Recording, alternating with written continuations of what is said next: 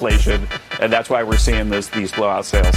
He's a massive Trump glazer who says the economy is amazing. He says inflation is way down. When the jobs numbers are bad, he says it's politically biased. So he's the guy that's going to come in and apparently cut rates in early 26. However, be careful what you wish for, okay? We got the cut today. You know, they had the debate and they had the cut today. Any additional cuts after today into 26 are pretty much rock solid signals that the economy has slipped into danger. This many cuts in a row is a sign of like pure panic. So whether they do it because he's forced to or they do it because they have to, we are entering into kind of the end game hearing into 26. Now it's time to listen to him speak. Let's see what Jerome Powell has to say about the economy with the data that he has. Consumer spending appears to have remained solid, and business fixed investment has continued to expand. Okay. In contrast, activity in the housing sector remains weak. The temporary shutdown of the federal government has likely weighed on economic activity in the current quarter, but these effects should be mostly offset by higher growth next quarter, reflecting the reopening. In our summary of economic projections, the median participant projects that real GDP will rise 1.7% this year and 2.3% next year, somewhat stronger than projected in September.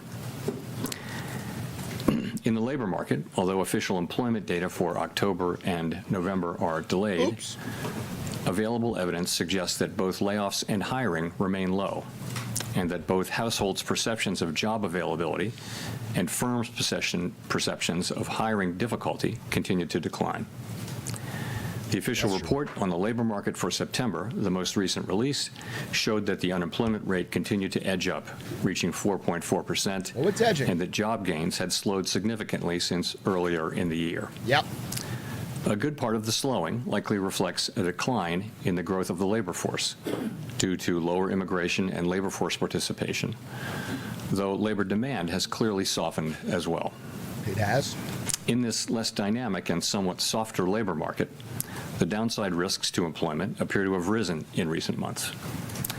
In our SEP, the median projection of the unemployment rate is 4.5% at the end of this year. They always predict just and stopping and going thereafter. down. It's going to keep going up.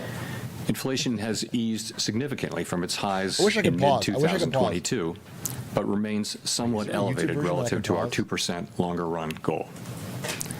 Very little data on inflation have been released since our meeting in October.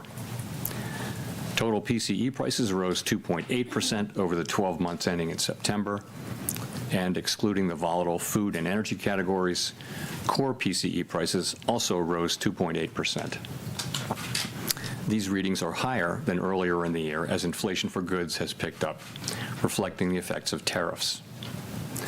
In contrast, disinflation appears to be continuing for services. Near-term measures of inflation expectations have declined from their peaks earlier in the year, as reflected in both market and survey base, a bit lower than the median projection in September. Thereafter, the median falls to 2%. Okay.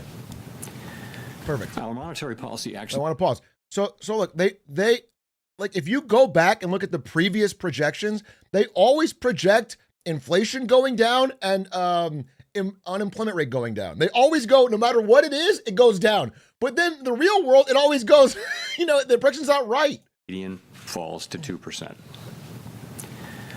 Our monetary policy actions are guided by our dual mandate to promote maximum employment and stable prices for the American people. At today's meeting, the committee decided to lower the target range for the federal funds rate by a quarter percentage point to 3.5 to 3.75%. In the near term, risks to inflation are tilted to the upside and risks to employment to the downside, a challenging situation.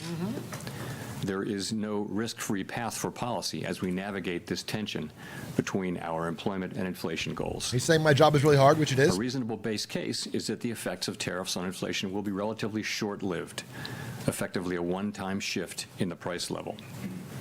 Our obligation is to make sure that a one-time increase in the price level does not become an ongoing inflation problem. But with downside risks to employment having risen in recent months, the balance of risks has shifted. Our framework calls for us to take a balanced approach in promoting both sides of our dual mandate. Accordingly, we judged it appropriate at this meeting to lower our policy rate by a 1/4 percentage point. Yep.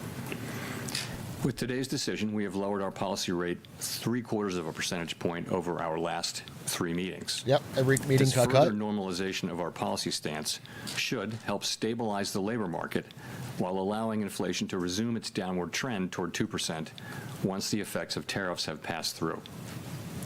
The adjustments to our policy stance since September bring it within a range of plausible estimates of neutral and leave us well positioned to determine the extent and timing of additional adjustments to our policy rate the questions are gonna be fired based on the today. incoming data, the evolving outlook, and the balance of risks. In our summary of economic projections, FOMC participants wrote down their individual assessments of an appropriate So these are the path of federal votes of funds the different rate FOMC under members? what each participant judges to be the most likely scenario for the economy. The median participant projects that the appropriate level of the federal funds rate will be 3.4% Dude, this is at probably the end Kevin of Hassett. 2026 and 3.1% at the end of 2027, unchanged from September. As is always the case, these individual forecasts are subject to uncertainty, and they're not a committee plan or decision. Monetary policy is not on a preset course, and we will make our decisions on a meeting-by-meeting basis. Let me turn now to issues related to the implementation of monetary policy. Okay. With the reminder that these issues are separate from and have no implications for the stance of monetary policy. Okay. Caveats. In light of the continued tightening in money market interest rates relative to our administered rates and other indicators of reserve market conditions, the committee judged that reserve balances have declined to ample levels. Oh, this is what he's. Accordingly, at today's meeting, the committee decided to initiate purchases of shorter-term Treasury securities. Oh, we're doing mainly QE. Treasury bills, for the sole purpose of maintaining an ample supply of reserves over time. We're doing Such increases in our QE. securities holdings ensure that the federal funds rate remains within its target range and are necessary because the growth of the 'Cause economy we were tightening leads to just a few rising months demand ago. over time for our liabilities, including currency and reserves. As detailed in a statement released today by the Federal Reserve Bank of New York, reserve management purchases will amount to $40 billion in the first month and may $40 remain billion elevated for a few month. months to alleviate expected near-term pressures in money markets. boy. Thereafter, we expect the size of reserve management purchases to decline, though the actual pace will depend on market conditions. In our implementation framework, an ample supply of reserves means that the federal funds rate and other short-term interest rates are primarily controlled by the setting of our administered rates, rather than day-to-day discretionary interventions in money markets. In this regime, standing repurchase agreement, or repo operations, are a critical tool to ensure that the federal funds Dude, I rate told remains you. within its target range, even on days of elevated pressures in money markets. Consistent with this view, the committee... Listen, this is all about the Federal Reserve's ability to print money, to buy government bonds, to control the interest rate on the longer term. I'm trying to make it less complicated. But essentially, quantitative easing is a couple keystrokes, new money going in so they can buy government bonds at the Federal Reserve. And we've been doing quantitative tightening, which is where they've been letting that shit run off.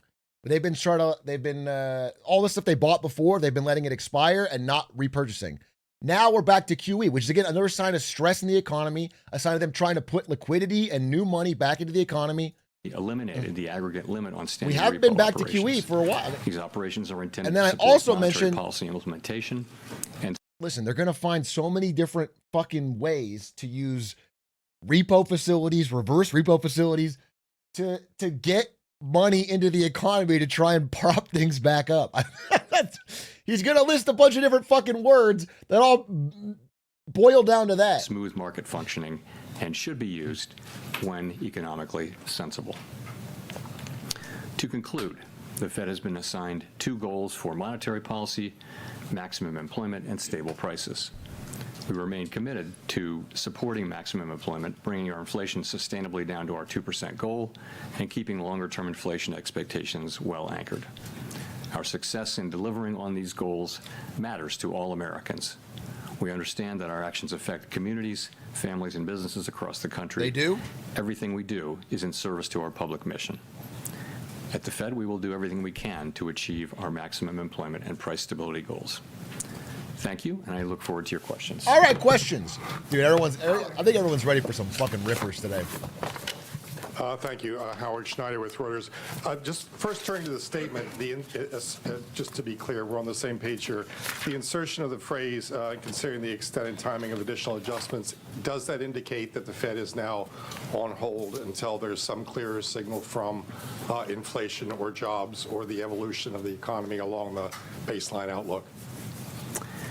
So, yes, the adjustments since September bring our policy within a broad range of estimates of neutral. And as we noted in our statement today, we are well positioned to determine the extent and timing of additional adjustments based on the incoming data, the evolving outlook, and the balance of risks. That new language points out that we'll carefully evaluate that incoming data. And also, I would note that having reduced our policy rate by 75 basis points since September and 175 basis points since last. Like he's basically saying, like we said, if we cut again in 26, it's a sign of stress. He's saying we've cut it 3 times. We're probably in the range of what is an appropriate neutral rate. If we're cutting again, danger. The Fed funds rate is now within a broad range of estimates of its neutral value, and we are well positioned to wait to see how the economy evolves.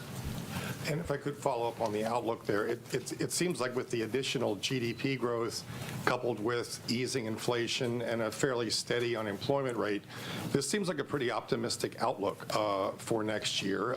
What's given rise to that? Is this an early bet on AI? Is there some sense of improving productivity out there? What's driving that? So a number of things are driving what's happening in the forecast. And I would say if you look broadly at outside forecasts, you do see a pickup in growth in many of those now too. So it's partly that consumer spending has held up. It's been resilient, and it to another degree it is that AI spending on data centers and related to AI has been holding up business investment. So overall, the baseline expectation for next year is, at least at the Fed, and I think with outside forecasters too, is a pick. The expectations are buoyed on debt-fueled spending, top-of-the-K spending, and AI spending. Just massive, massive, massive money thrown at data centers. That is what is keeping these projections afloat. Up in growth from today's relatively low level of 1.7%. I mentioned that the SEP median is 1.7 for this year growth and 2.3 for next year. You actually, some of that is due to the shutdown. So you can take 0.2 out of 2026 and put it in 2025. So it would really be 1.9 and 2.1. But overall, yes, for a few reasons, fiscal policy is going to be supportive. And as I mentioned, AI spending will continue. The consumer continues to spend. So it looks like the baseline would be solid growth next year. Steve. Thank you, Mr. Chairman, for taking our questions here. You had previously described rate cuts in terms of the risk management framework, and kind of following up on what Howard was asking, is the risk management phase of rate cuts over here, and have you taken out sufficient insurance, I guess, against potential weakness in terms of the data we might get next week when it comes to employment? So we're going to get a great deal of data between now and the January meeting, and I'm sure we'll talk more about that. And the data that we get are going to factor into our thinking. You're data dependent? But yes, we have. That's so hot. If you go back, we held our policy rate at 5.4% for more than a year because inflation was high. Very high, and unemployment in the labor market was really solid at that point.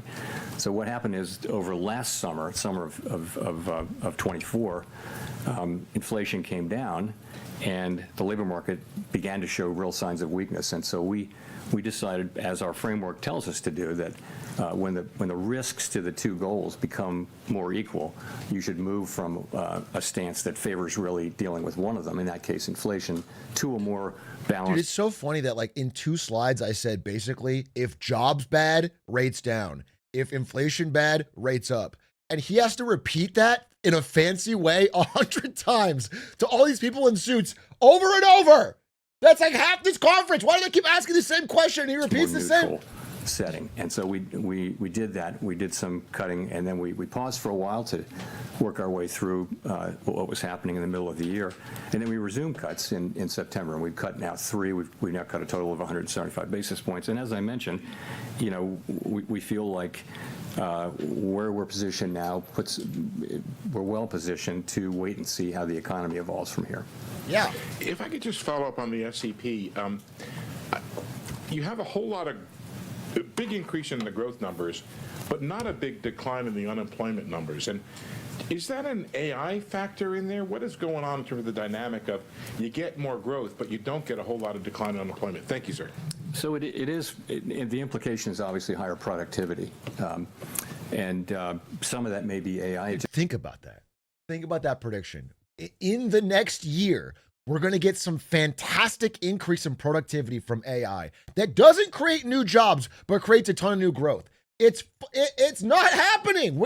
We haven't seen it happen yet. Also, I think productivity has just been Is it the next almost version? structurally higher for several years now. So if you start thinking of it as 2% per year, you can sustain higher growth without more job creation. Of course, higher productivity is also what enables incomes to rise over long periods of time. So it's basically a good thing. But that's certainly the implication.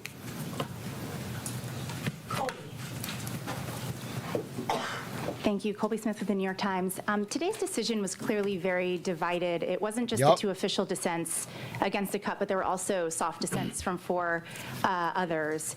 And I'm just wondering if this reluctance from several people to support recent reductions suggests that there is a much higher bar for cuts in the near term.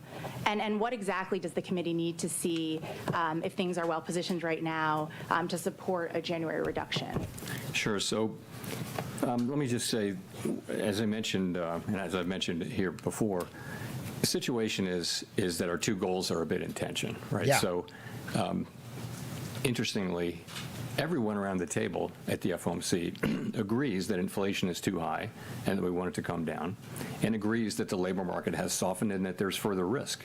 Everyone agrees on that. Where the difference is how do you weight those risks, and what does your forecast look? I just want to say that is a pretty crazy statement on its own.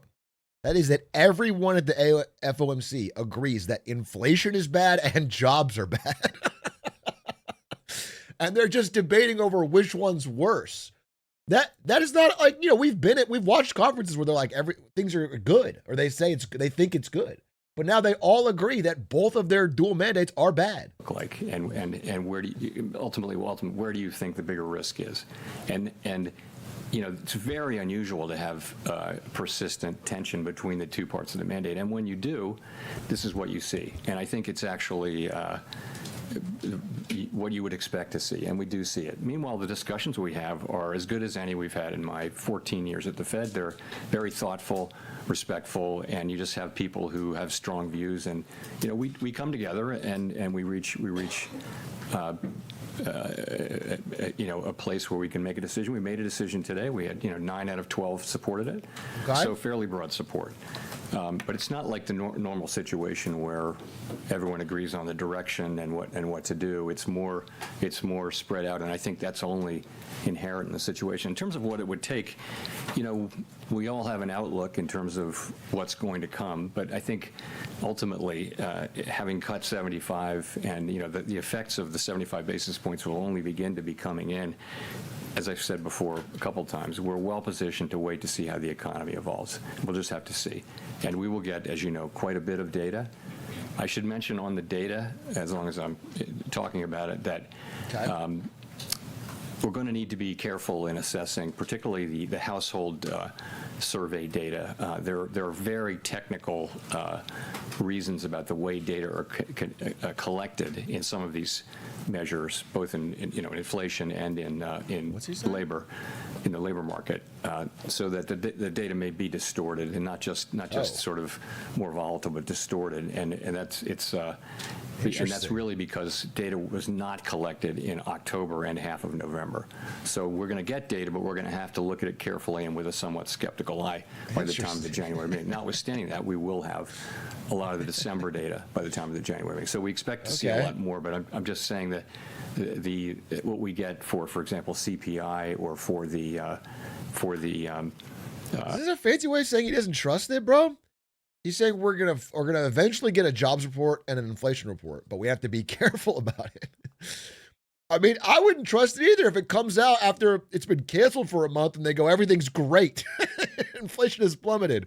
Trump golden age. Like household survey.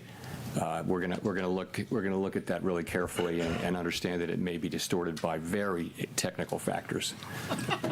And just one more question on dissents. I mean, you talk about it in a very positive way, just given the complicated nature of the situation we're in economically. But is there any point in which those dissents become counterproductive, either to the Fed's communication and the messaging around the policy path forward? I don't feel that we're at that point at all. I don't. I would say, again, these are good, thoughtful, respectful discussions, and you hear people say, and you hear many outside analysts say the same thing. I could make a case for either side. I mean, I could make that case. It's a close call. I mean, I agree with we him. We have to make decisions. There's nothing wrong with having debates. And it shouldn't be all unanimous we always hope that lockstep. the data will give us a clear read, but in this situation, you have competing. I think that's 100% true. If you look through the SEP, you'll see that a very large number of participants agree that risks are to the upside for unemployment and to the upside for inflation. So what do? You've got one tool. You can't do two things at once. So at what pace do you move? What size moves do you make, and that kind of thing? And what's the timing of them? It's a very challenging situation. Like everybody gets it in this room. I think we're in a good place to, as I mentioned, to wait and see how the economy evolves. Nick.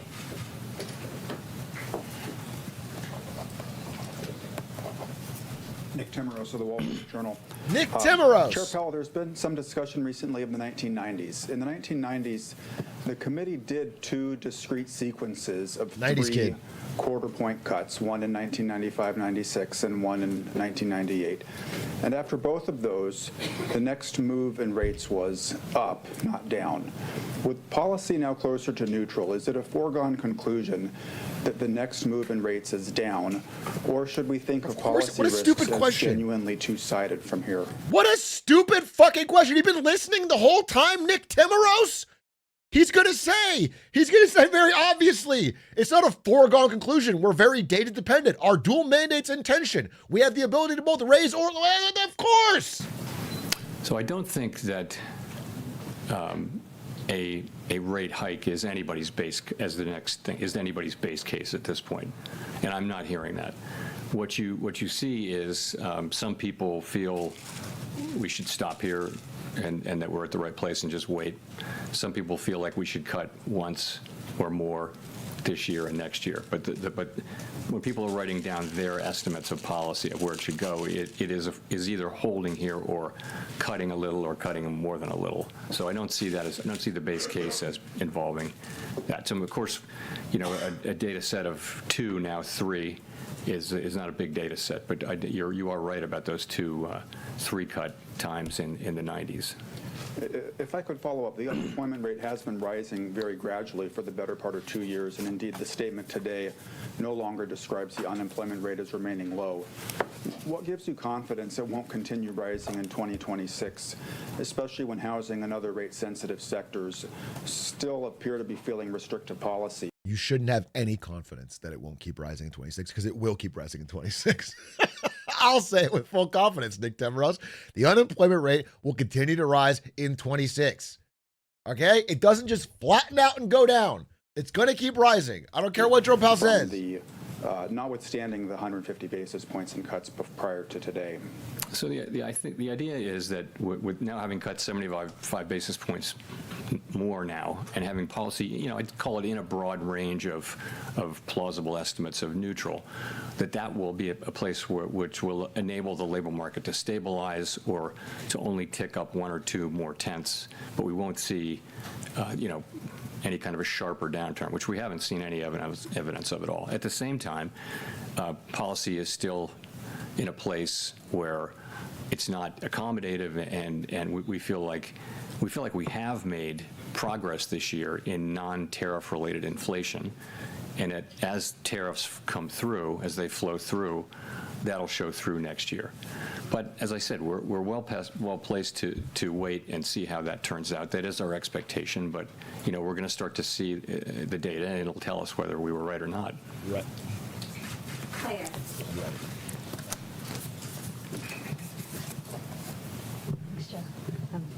Claire Jones, Financial Times. FT! A lot of people interpreted your comments at the October meeting that, when there's a foggy situation, we slow down, to mean that, there wouldn't be a cut now, there'd be a cut in January instead. So it'd be good to get a sense of why did the committee decide to move today rather than to move in January instead? A little bit of Thank you. fear. Right. So in October, I said that there was no certainty of moving, and that was indeed correct. I said it's possible you could think about it that way, but I was careful to say other people could look at it differently. So why did we move today? I would point to a couple things. First of all, gradual cooling in the labor market has continued. Yeah. Unemployment is now up 0.3 from June through September. Payroll jobs averaging 40,000 per month since April. We think there's an overstatement in these numbers by about 60,000, so that would be negative 20,000. I'm glad you can just say it. Yeah, it is overstated, bro. The jobs are declining. Yeah, I'm shocked he said that. Yeah. He didn't say 6-7, bro. He said, yes, dude. Yeah, that's why you have to cut, because there's not 40,000 new jobs a month. There's negative 20K or more. Per month. And also, just to point out one other thing, surveys of households and businesses both show declining supply and demand for workers. So I think you can say that the labor market has continued to cool gradually, maybe just a touch more gradually than we thought. They always have to couch it in language like, it's all good. Like it's never like, damn, that's a lot of layoffs. It's always like the labor market is cooling so gradually. It's like a delicious pie on a windowsill. It's like just a, it's like, bro, for regular people, it's like, damn, I can't get a job. Everyone's firing. It's a breezy, cooling. In terms of inflation,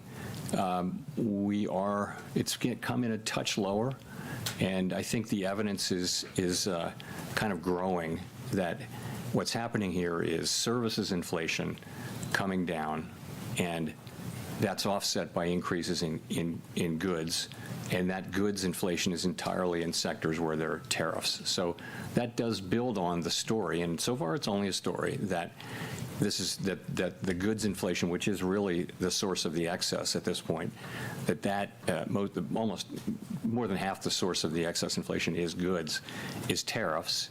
And you've got to say then, so what do we expect from tariffs? And I would say that is to some extent down to looking for broader economic heat. Do we see a hot economy? Do we see constraints? Do we see what's going on with wages? You saw the ECI report today. It doesn't feel like a hot economy that wants to generate. You're right about that. Phillips curve kind of inflation. So we look at all those things. You're right about that.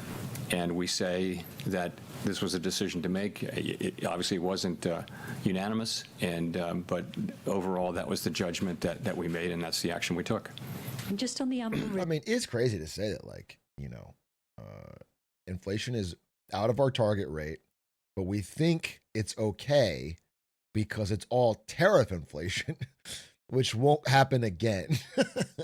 It's like, I mean, he can't control the tariffs. I guess I don't blame him. It's just like, it's crazy that if you ask Trump, people like tariffs don't cause inflation. And it's like, the Federal Reserve is saying the opposite. Reserves point, how concerned were people around the table about some of the tensions we've seen in money markets? Thank you. I wouldn't say concerned. So what really happened is this. Balance sheet shrinkage, sometimes called QT, went on. We had a framework in place for monitoring it, and nothing happened. The overnight reverse repo facility went down pretty much close to zero. And then beginning in September, the federal funds rate started to tick up within the range, right? And it ticked up almost all the way to interest on reserve balances. There's nothing wrong with that. What that's telling you is that we're actually in reserves, in an ample reserves regime. So, we knew this was going to come. When it finally did come, it came a little quicker than expected, but we were absolutely there to take the actions. Wait, I want to see a chart of the Federal Reserve's balance sheet. Fed balance sheet chart.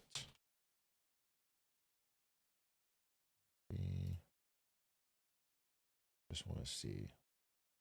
Okay, here it is. Before I go back to the chart, so like this is them buying things with quantitative easing and putting it on the Fed's books. They take a bunch of printed money and they buy shit to help fucking get money out in the economy. And this period has been quantitative tightening where they let it roll off. But now, as of December 3rd, 2025, we are back to buying. It's back to going up. Okay? So I think it's a good visual to get you back on track with this. That we said we would take. So, and those actions are today. So, we announced that we're resuming reserve management purchases. That is completely separate from monetary policy. It's just we need to keep an ample supply of reserves out there. Why so big? The answer to that is, if you look ahead, you'll see that April 15th is coming up, and our framework is such that we want to have ample reserves even at times when reserves are at a low level temporarily. So that's what happens on tax day. People pay a lot of money to the government, reserves drop sharply and temporarily. So this seasonal buildup that we'll see in the next few months was going to happen anyway. It was going to happen because April 15th is April 15th. There's also a secular ongoing growth of the balance sheet. We have to keep reserves, call it constant as it relates to the banking system or to the whole economy. And that alone. I need to go over this transcript with a fine-tooth comb and really wrap my head around what he's saying here, because it smells a little bit like bullshit.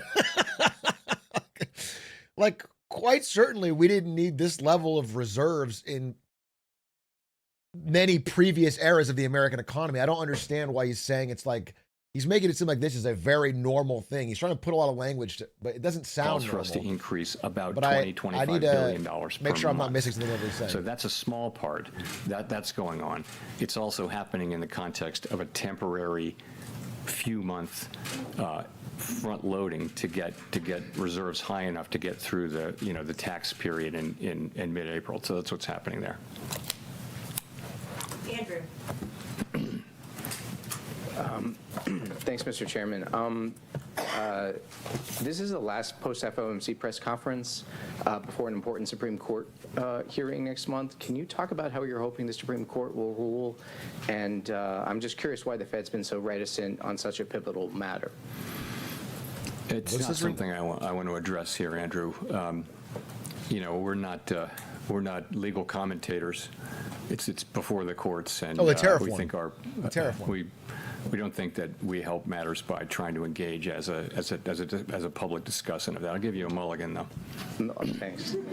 I don't know if that means I get 3 questions, but no, just one more. I guess I wanted to come back to the 1990s question, and like, do you see that as a useful model for? Just a little on that question. He was asking if because Supreme Court's about to rule on whether the tariffs were legal, and if they rule them as illegal, then all the tariffs will get canceled. They have to get refunded, which will drastically change, the Federal Reserve stance on inflation and yada, yada, yada, yada. So, but Jerome Powell didn't comment on it because he's not trying to get political. Thinking about what is happening in the economy right now.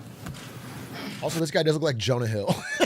I mean, good call, Chad. This is like financial Jonah Hill.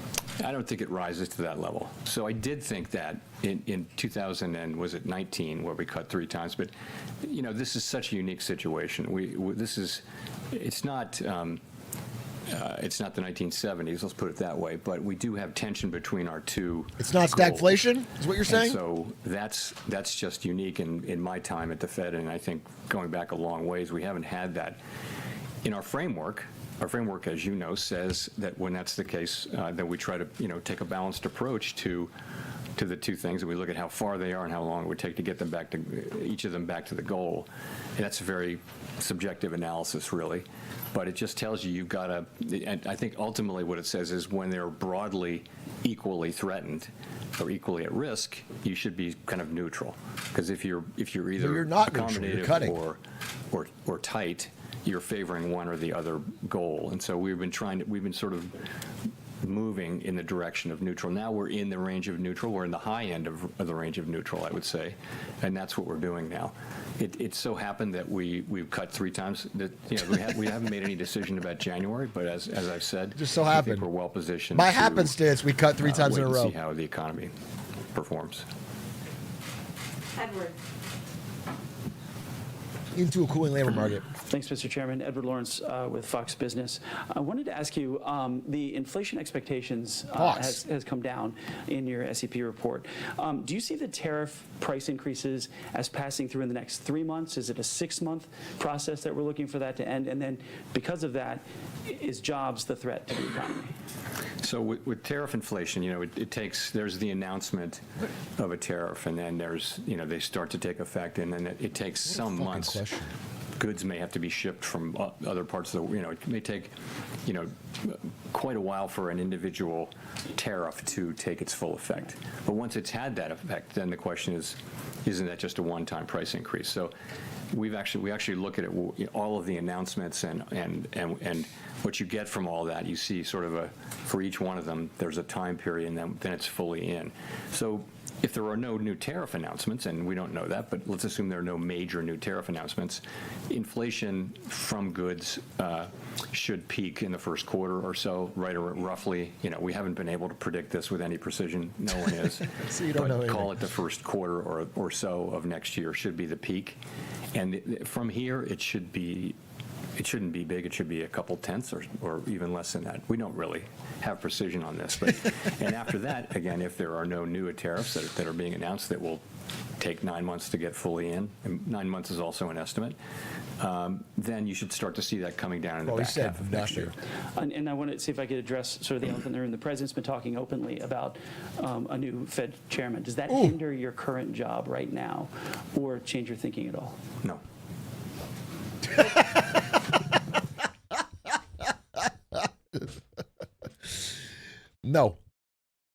No. He does have some Giga Chad moments. I like Jay Powell. It's a tough job. I don't know what he's got to not panic people. He's got to balance the fucking dual mandate. He's got to, I give him credit where credit's due, but he is kind of like reaching the end of what you can jawbone, which is what they call it when they try to use their words to influence market perception. Like he's just like trying to project this air of they got it under control. It's like, No bro, I don't believe you. Michael McKee from Bloomberg Radio and Television. 10-year rates are 50 basis points higher than when you started cutting back in September of 2024, and the yield curve basically has been steepening. Why do you think that continuing to cut now, especially in the absence of data, is going to bring down the yield on the thing that will move the economy the most? So this is a fucking great question. I want to explain it a bit. So the Federal Reserve only changes the interest rates, which is the cost to borrow on the short term. Okay?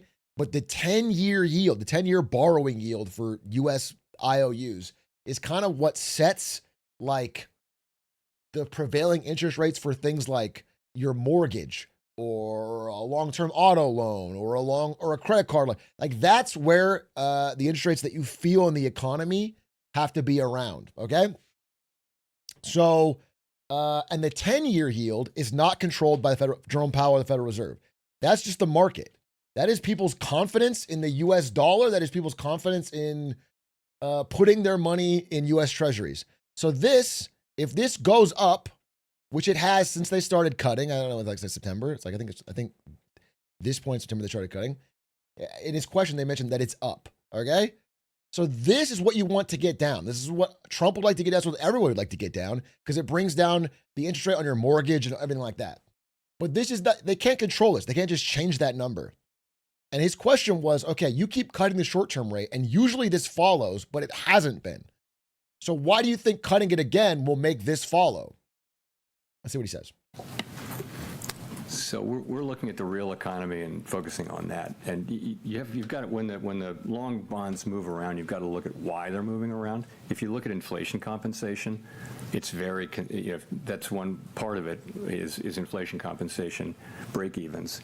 And, they're at very comfortable levels. They're at levels consistent once you get out past the very short term now.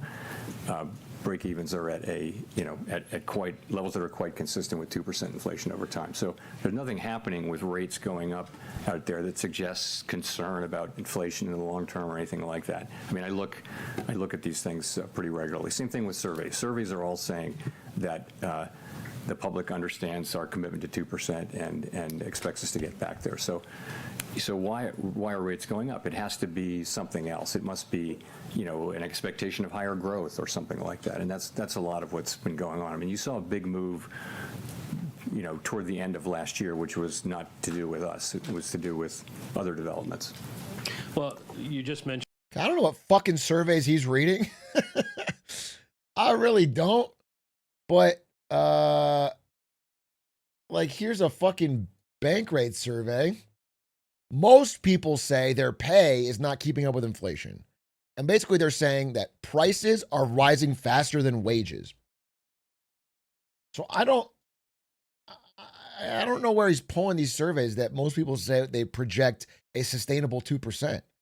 I mentioned that we're not even close to 2%. I mean, we're to get back to 2%. Maybe 2.8. Americans overwhelmingly are citing high prices, inflation as their number one concern. Yeah. Can you explain to them why you're prioritizing the labor market, which seems relatively stable to most people, instead of their number one concern, inflation?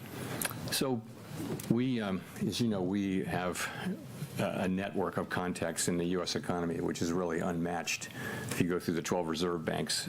So we hear loud and clear how people are experiencing really costs. It's really high costs. Yeah. And a lot of that is not the current rate of inflation. A lot of that is just embedded higher cost due to higher inflation in 2022 and 23.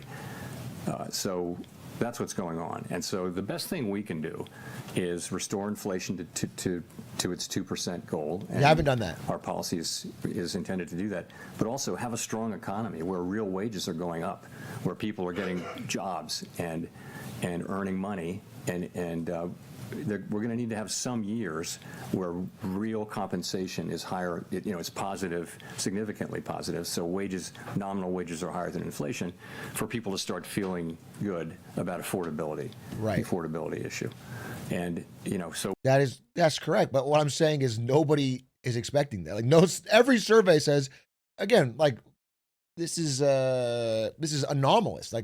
Normally in these surveys, 50 or 60% of people will say that they expect their wages to go higher than the cost of goods increases over the next 5 years or whatever. That's flipped. Now most people say that the prices will go up faster than their wages. So and you're cutting rates into that. We're working hard on that. We're trying to keep inflation under control, but also support the labor market and strong wages so that people are earning enough money and feeling economically healthy again. Victoria. Tough to answer, I guess. Hi, Victoria Guida with Politico. Just to follow up on that, I mean, this is now the third time that you've cut this year and inflation is around 3%. So is the message that you're sort of trying to send with that you're okay with where inflation is for now, as long as people understand that at some point you still want to get back to 2%? Yeah, but what point is that? Relatively stable where it is. Everyone should understand, and the surveys show that they do, that we're committed to 2% inflation, and we will deliver 2% inflation. But it's a complicated, unusual, difficult situation where the labor market is also under pressure, where job creation may actually be negative. Now, supply of workers has also gone way down. Dude, poor Jerome. Poor fucking Jerome. I mean, they're just grilling him on the fact. He's like, bro, it's tough. We can't do both, and they're both bad. I don't know what to tell you, bro. I got to do a mandate. So the unemployment rate hasn't moved that much, but it's a labor market that seems to have significant downside risks. People care a lot about that. That's their jobs. That's their ability, if they get laid off or if they're entering the labor force, to find work. So that's really important to people. The story with inflation and we're well aware that this is a story at this point, is that if you get away from tariffs, inflation is in the low twos, right? So it's really tariffs that's causing most of the inflation over. Well, crazy for him to say that. I didn't even think he'd say that, because what he's saying is even if there were no tariffs at all, we'd still be above 2% inflation. And that's his estimate. That's crazy. That's crazy, man. Because we have the tariffs, so now we're closer to 3-something. Shoot. And we do think of those as likely to, in the current situation, as likely to be a one-time price increase. Our job is to make sure that it is, and we will do that job. But right now, you've got this difficult balance, and there are risks to both sides. There's no risk-free path. If it was just inflation and the labor market was just really strong, and then rates would be higher, as they were for more than a year. We didn't have to worry about inflation. Sorry about the labor market, because the labor market unemployment was very low. If you remember when inflation was very high, there was a labor shortage, so we could focus entirely on inflation. Now it's different. We actually have risks to both, and I think we're doing the best we can for people. They also care about their jobs. They do care about affordability, and the best thing we can do there is both to support economic activity, but also, make sure we get that it. When tariff inflation goes down and disappears, inflation lands around 2%. Elizabeth. Thanks so much, Elizabeth Schulze with ABC News. Just to follow up, Dude, I'm just so excited actually to see what Kevin Hassett's fucking version of this is, because he doesn't care as much about Jerome Powell's constantly trying to balance the data and his dual. I feel like Kevin Hassett's gonna be like, bro, we cut again. I might cut twice in this meeting. I might cut right where we're talking. We're gonna cut this time. We're gonna cut next time. Let it fucking rip. keep talking about job growth being negative. Why do you think job growth is so much worse than some of the official data?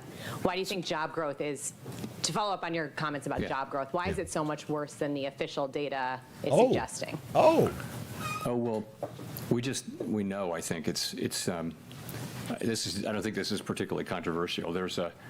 It's very difficult to estimate the birth death model. They don't count everybody. They have a survey, and there's been something of a systematic overcount, and so we expected, and they correct it twice a year.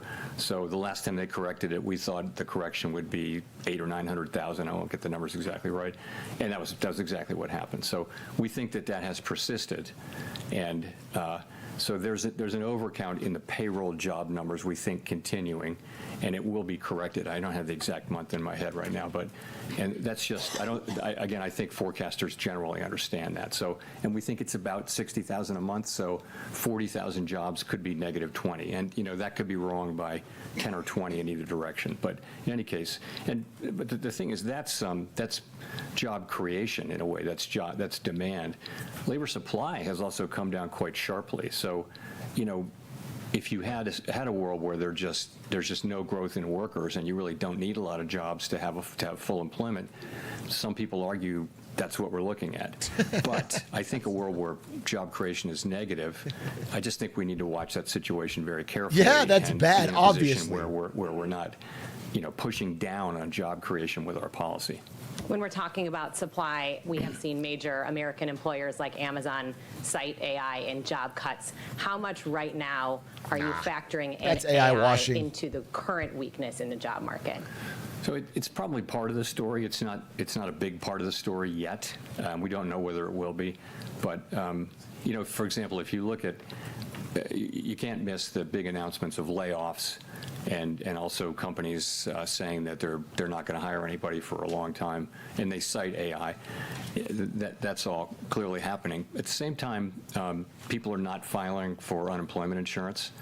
And Uber, Jerome, it's Uber. It's fucking gig work. People aren't filing for unemployment insurance because they're taking gig jobs. Okay? Unemployment is this huge fucking hassle for small benefits. It's not worth the fucking squeeze. So they work for DoorDash or Instacart or Uber or fucking as filler. And so it's not reflecting in the continuing claims numbers, but it is a rising sense of people opting out of searching for a real job. Okay? Since job creation, job finding rates are extremely low, if there were big numbers of layoffs, you'd expect the continuing claims to go up, and you'd expect new claims to go up. There are big layoffs! But this time around, we have gig work, and that's why you're not seeing it in the normal past you'd see it. Really haven't much, so it's a little bit curious. But longer term, though, the question is, what are we going to see here? And we don't know, but it's it may be that in past really significant technology innovation eras, you have seen some jobs destroyed and other jobs made. Ultimately, what's happened for a couple hundred years is when you get through all that, you have higher productivity and you have new jobs, and there are enough jobs for people. This may be different. It's every time we have a wave of technology, we think, oh, this could put a lot of people out of work. What are they going to do? In the past, there's always been more work and higher productivity, and incomes have risen. What will happen here, we're going to have to see. But right now is such early days. We don't think we see much. It's certainly not showing up in layoffs yet. I would argue that it is showing up in layoffs, but I don't think these layoffs are because of AI. I do think some of the reason companies aren't hiring new college graduates is because of AI. Because they're trying to figure out whether they can replace that person's entry-level job with AI and a senior employee doing basically more work using AI. I think there's a bit of less hiring because of it. But the layoffs are not because of AI. The layoffs are just, they say AI so it's better for their stock price. If you lay off a bunch of people, oh, that looks kind of bad. If you lay them off for AI, oh, this company's forward thinking. And it's just, that's what it is. Thank you, Chair. And Curran, Bloomberg News.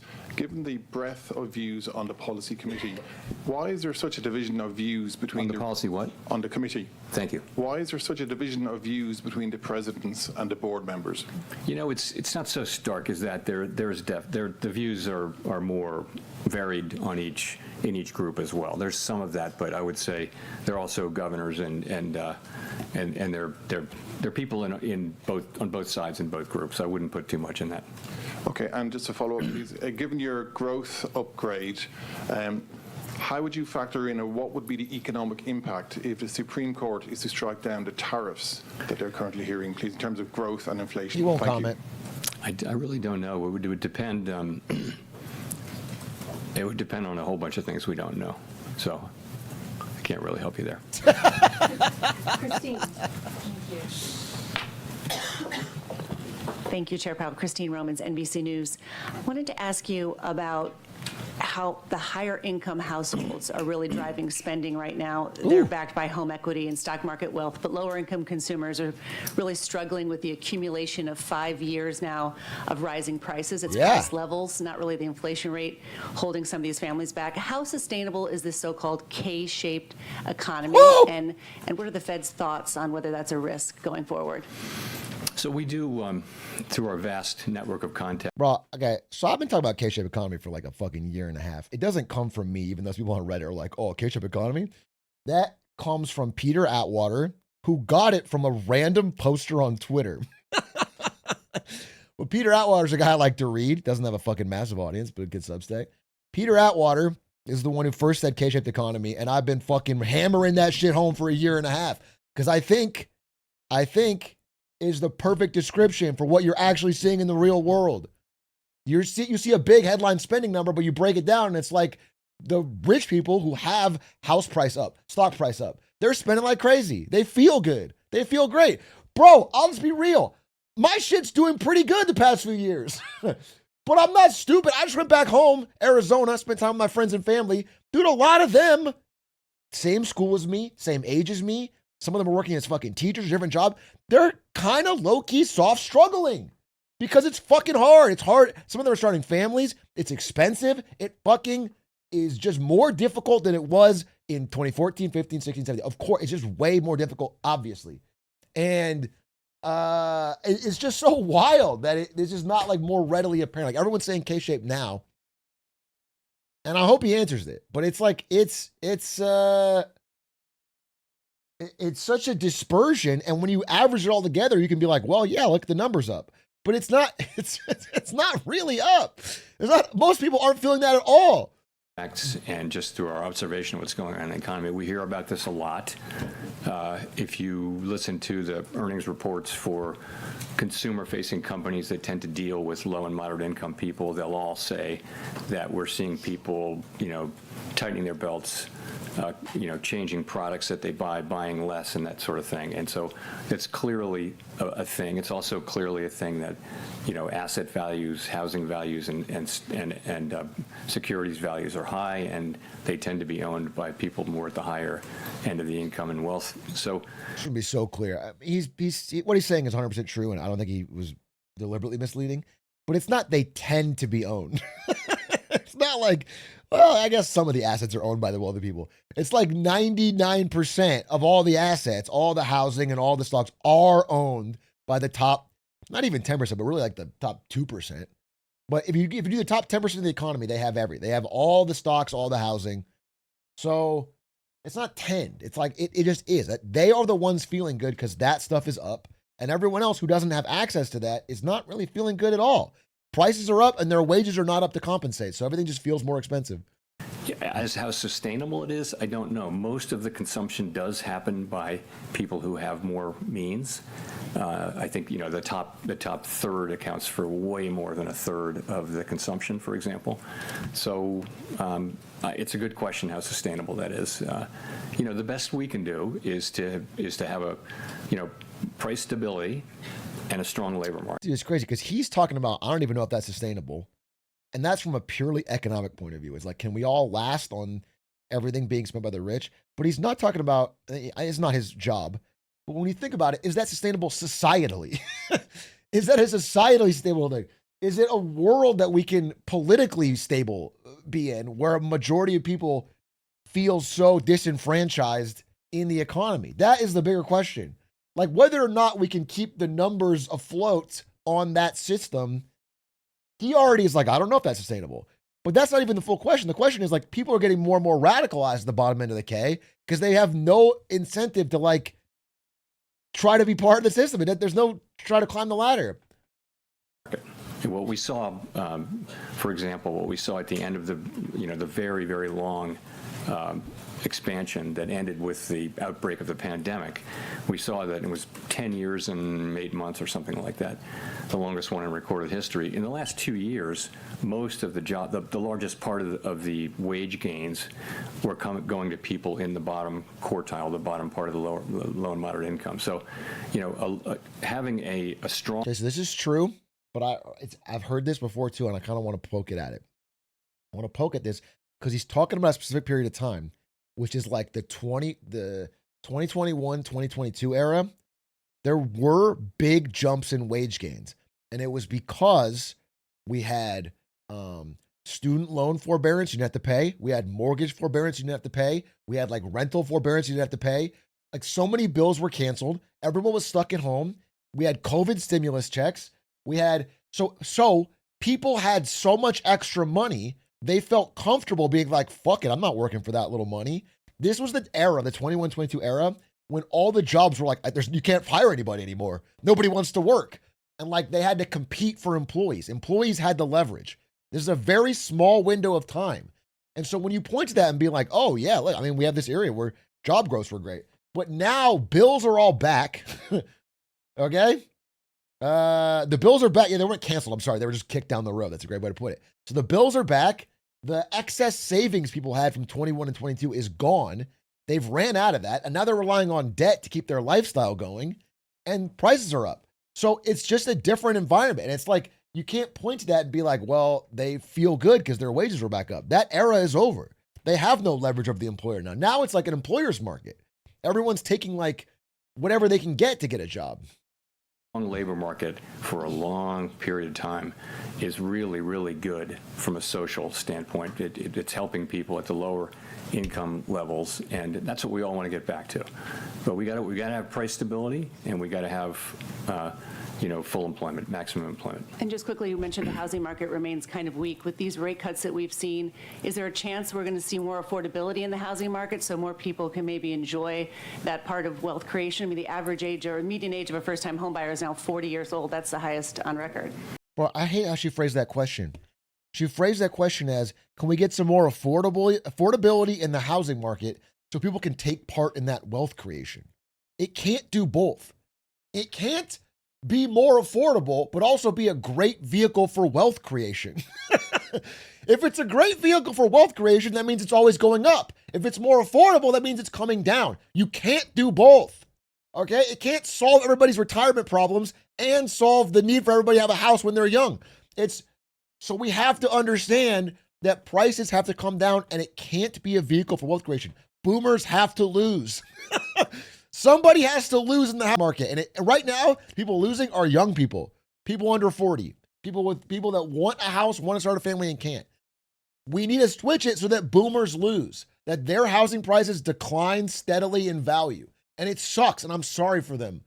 Again, I know it sounds like I'm joking. Many of them I'm not sorry for. There are people who saved and put money in a house for 30 years, and that's their retirement, and they want it to be a good value so they can sell it and live off of it. I understand. Some of them will get hurt. I do feel bad for them, but societally, we can't function like this anymore. We can't function with the cost of just getting a home being so astronomically out of reach for the average person. And that's like not even close. It's not even on the radar. The boomers have to lose. I don't know how else to say it. They have to lose on housing. So. Yeah, so the housing market faces some really significant challenges. And I don't know that, a 25 basis point. Or we could do 50, 75, 100-year mortgages. We get the monthly payment down so everybody young can afford one, and we keep pumping this shit up, and we kick the can down the road. That also sounds great. Let's do that. Woo! Decline in the federal funds That'll be rate Gen is gonna Alpha's make problem. Much of a difference for people. Housing supply is low. Many people have very, very low rate mortgages from the pandemic period, and they kept refinancing and caught the really low. So it's made expensive for them to move. And we're a ways away from that changing. Also, we haven't built enough housing in the country for a long time, and so a lot of estimates suggest that we just need more housing of different kinds. So housing is going to be a problem, and really the tools to address it are we can raise and lower interest rates, but we don't really have the tools to address a secular housing. I mean, he's totally right. This is not Jerome Powell's problem. This is a societal problem. This is a government problem, but he can't. He can raise and lower the short-term interest rate, bro. It's not. You can't fix this. Shortage, a structural housing shortage. Chris. Thanks. Chris Rugaber, Associated Press. You mentioned on inflation, services inflation being low, goods inflation looking like maybe it'll peak. We had the wages report you mentioned today showing moderating wage growth. Where are there inflation risks? It looks like inflation is cooling, in your view. At the same time, you have potentially negative hiring. Why not? Why aren't we hearing more about maybe more cuts in this environment? Well, I think the risk in inflation is pretty clear to see, and that is, we see higher inflation. As I mentioned, most of the inflation over target is from goods, and we expect, most of us, that inflation will be a one-time price increase and then come down. We just came off an experience where inflation turned out to be much more persistent than anyone had expected. Is that going to happen now? That's the risk. The risk is either that anyone. That tariff. I'm just saying. All right, I'm not saying me, but I'm saying that many people that I was reading in 21 or 22 were openly making fun of this idea that inflation was transitory and it would be temporary. And like it was obvious to see that's crazy. We added fucking 20 trillion new dollars. I think that's I don't know. Inflation just I don't turns like out to be more phrasing. and more persistent, maybe because Inflation is trans. companies who are now holding back from passing through the tariffs will Being just keep pro-inflation doing that. So because you'll you're see- pro-trans rights? You see that. I think the other possibility is less likely, and that is just that the labor market gets tight or the economy gets tight, and you see just traditional inflation. I don't see that as particularly likely. But so I think again, all across the committee, people see the picture pretty similarly, but see the risks quite differently. And some people do see the inflation risk, and I wouldn't dismiss that case. I don't dismiss that case, but you've got to make an assessment, and this is the assessment we made. Okay. Hi, Where's Chair that? Powell, Neil Irwin with Axios. Dude, last time there was a great question from like Yahoo Finance or whatever. It was Jennifer something, and she had a great question, and I want her to get one more question. So this has come up a couple of times today, but to be clear, do you believe that we're experiencing a positive productivity shock, whether from AI or policy factors or whatever? And how much is that driving the higher GDP projection in the SEP? So yeah, I mean, I never thought I would see a time when we had 5-6 years of 2% productivity growth. This is higher. This is definitely higher, and it was before it could be attributed to AI. I also think if you look at what AI can do, and if you use it in your personal life, as I imagine many of us have, you can see the prospects. Dude, half for these questions feel written by productivity. AI. It makes people who use it more productive. It may make other people have to find other jobs, though. So it could have productivity implications while also having social and labor market implications that we don't have the tools to deal with. But yes, I think we're definitely seeing higher productivity. I think it's a little quick to be saying it's generative AI, but I don't know. The pandemic may have induced people to do more automation and do more things with computers to replace people, and that raises productivity, output per hour. Does that imply a higher neutral rate, and therefore the policy might be a little easier than it seems? All things equal, yes, but all things aren't equal. There are many things pushing in different directions on where the neutral rate would be. But yes, that argument does come up. Matt Egan.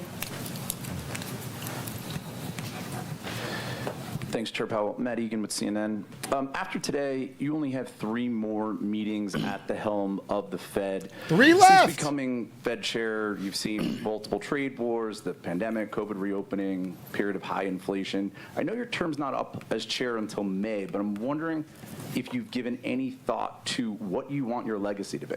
Oh, legacy? Legacy. My thought is we're talking that, legacy?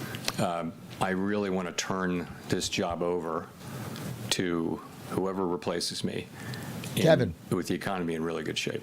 That's what I want to do. I want inflation to be under control, coming back down to 2%, and I want the labor market to be strong. That's what I want. I'm sorry, Jerome. That was going to be tough. But I think what you might try to do, I think that explains what he's talking like today, actually. Now I sort of see his pattern. If he can just be like, listen, things are cooling slightly, but we're pretty good, and then hand the fucking hot potato over to someone else, then when it gets really bad, he can be like, look, bro, it wasn't on me. Shit wasn't on me. And all of my efforts are to get to That's that not place. a- I have been all along, but ultimately, that's what I'm. And it's I don't have time to think about bigger things. I hope many years ahead to Those are the worry biggest about things. that, but there's enough to do. Relatedly, have you given any more thought, and can you tell us any more about your plans on whether or not you plan to stay on the Fed Board of Governors even after your term as chair expires? Again, I'm focused on my remaining time as chair. I haven't. Oh, I didn't even know he could got do anything that. new on that to tell you. I didn't even know he could stay on. Last question. That'd be wild if he Mark did. Hamrick with Bankrate. Even while many price levels remain elevated, the reductions in the federal funds rate means that savings rates, or yields to be more precise, have peaked, while key borrowing rates remain elevated. And that's, as we've discussed here, as many Americans struggle with liquidity or emergency savings challenges. Is that just collateral damage or an unintended consequence because your tools are limited in addressing individual or household liquidity constraints, insufficient money in the bank? I don't know. I wouldn't agree that that's collateral damage of our. I mean, over time, we do what we do in order to create price stability and maximum employment. Oh, really? Those things are hugely valuable to all the people we serve. Dude, I feel like if Jerome Powell doesn't know the question, he just goes back to the dual mandate speech. I legitimately think, like, if he's like, I don't really know what that. I think he just fucking runs back. More reliable, when we raise bro. rates to bring inflation down, that does work by slowing the economy. But we've moved back our policy back down to where it's certainly not strongly restrictive at this point. I think it's sort of in the range of neutral. So that's what we're trying to do, and I would want people to understand that. I think what people are feeling is the effect of higher prices. There was a global wave. Sort of every large economy in the world, sort of every large open economy, market-based economy in the world had a wave of inflation that looked an awful lot like ours. We actually came through better than any other country, substantially better. We had higher growth, we had better labor market, and this is really due to the American economy.